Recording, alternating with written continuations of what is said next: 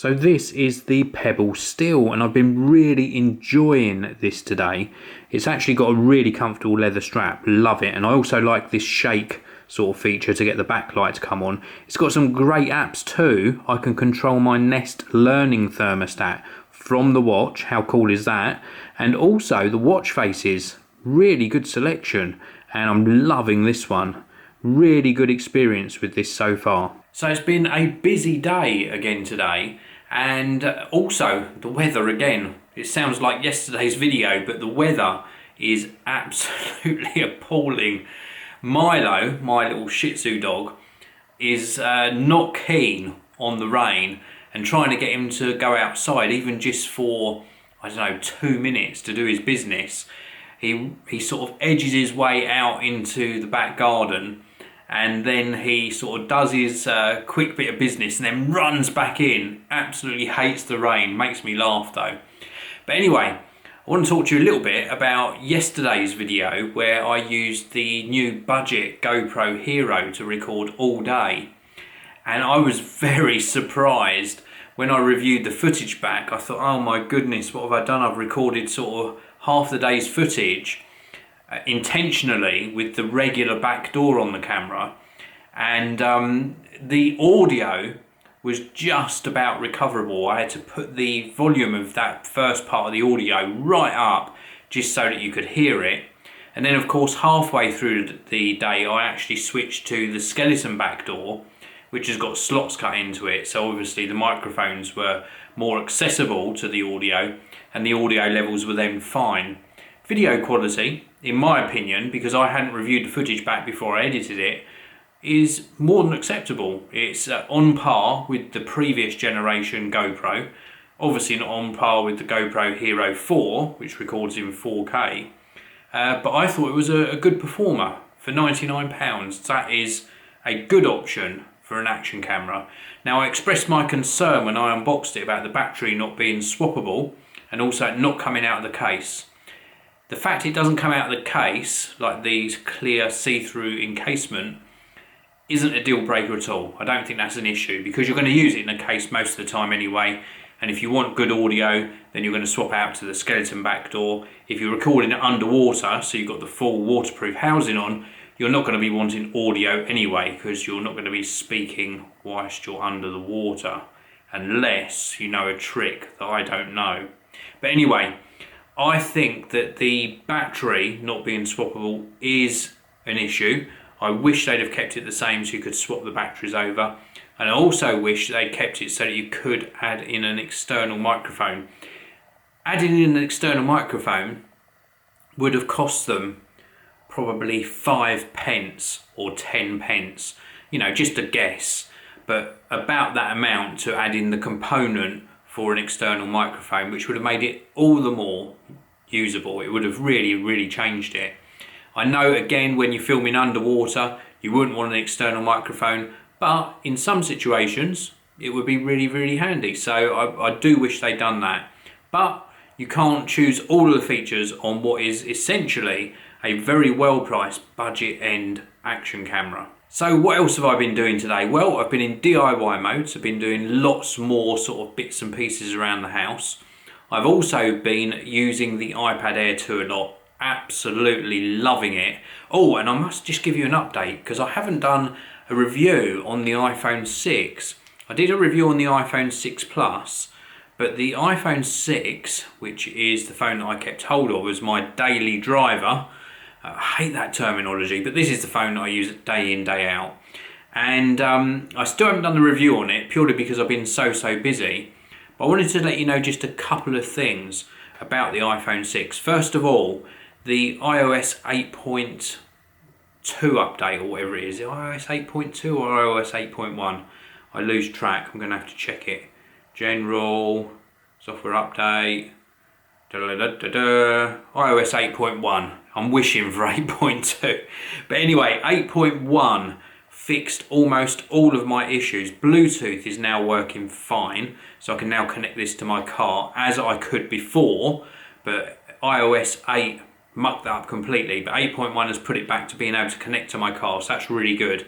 The rotation issues seem to all be sorted apart from one. And that is, if you're watching a video back in landscape format and a notification comes in from something like Gmail, then the notification pops up, the screen flicks round, flicks back, and then it's still not right. So the notification should come up the top of the screen in whichever way you're orientating the phone at the time. And then also battery life. I'm not sure if my camera's going to readjust to the bright screen on the iPhone, but I just want to show you this. Let me reduce that all the way down so you can possibly see it. The battery life is still on about 49%, is it, or 48%? 48%, and that has been a full day. I was up at 6 a.m. this morning, so it came off of charge at 6 a.m. It is now 8:42 p.m, so that's 12, 14 and a half, almost 15 hours, and it's on 47% now. It's just dropped another percent whilst I've been talking, but that is amazing.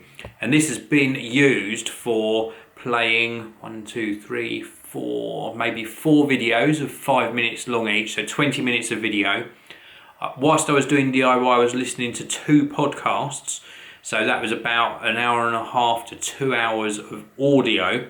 Emails, I took some photos, I answered some texts, I did 2 FaceTime calls, and about 7 or 8 regular calls, probably totaling about an hour, and it's still on 47%, so it's had some good use today.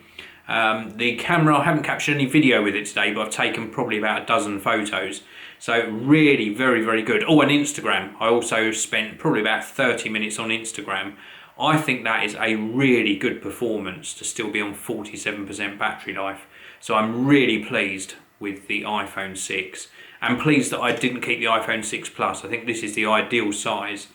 Now, with regards to the colour, people saw me do my unboxing and first impressions of the iPad Air 2, which I also ordered in gold, and this is the gold iPhone 6. And people picked up on the fact that the gold doesn't match.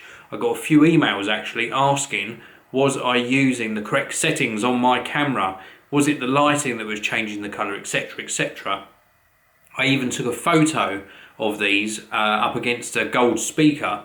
And the funny thing is that the gold speaker, Cambridge Audio G2, and the iPhone 6 and the iPad Air 2 are all gold, but they're all different shades of gold. This doesn't quite match the iPad Air 2, and that is very frustrating, because if Apple could have got the colours matching, that would have been ideal. I can't understand why they are slightly different shades.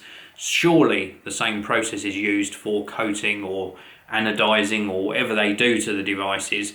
I'm sure the same process is used for both devices, so that's a shame. Also, a couple of updates for you. Update on the Mac Pro issue, where I'm not getting any joy with 4K monitors. Apple are stepping in and trying to help. They haven't come up with a resolution yet, but they have called me twice. They've called me instead of me calling them, and they are trying to find a resolution for me, so hopefully they will sort something out. And then a long overdue update. I never updated you on the BlackBerry Z10 issue. Now, if you recall, probably about 3 months ago, or maybe 2 months ago, I had a BlackBerry Z10 purchased direct from BlackBerry UK. It was faulty. It wouldn't read any SIM card, and I tried a lot of different SIM cards in there. They took it back, but I had to pay for the return postage from the UK to Slovakia, even though I was dealing with BlackBerry UK online sales, the official store, and that cost me over £20 to send back. They would refund me my postage, original postage that I paid, the shipping fee. They took, I can't remember how long now, I would say approximately 3 weeks, maybe 4 weeks to refund me the device cost, which I think was long overdue. They should have done that a lot quicker. And then eventually somebody at an executive level got involved. They saw that I tweeted, and they saw that I'd sent various emails in, and they got in touch and they sorted me out a refund for the postage costs back to them. Funnily enough, they couldn't refund me to my credit card I'd originally used, or my debit card. They had to refund me via PayPal, but I got the money back in the end. So good that it's finally sorted, but it did take a lot more effort than it should have done. So anyway, I'm going to leave you with this thought. and I really just want some feedback. I'd like you to put in the comments below the best customer service experience you've ever had and with which company it was, and also the worst customer service experience you've had, and again, which company you had that experience with.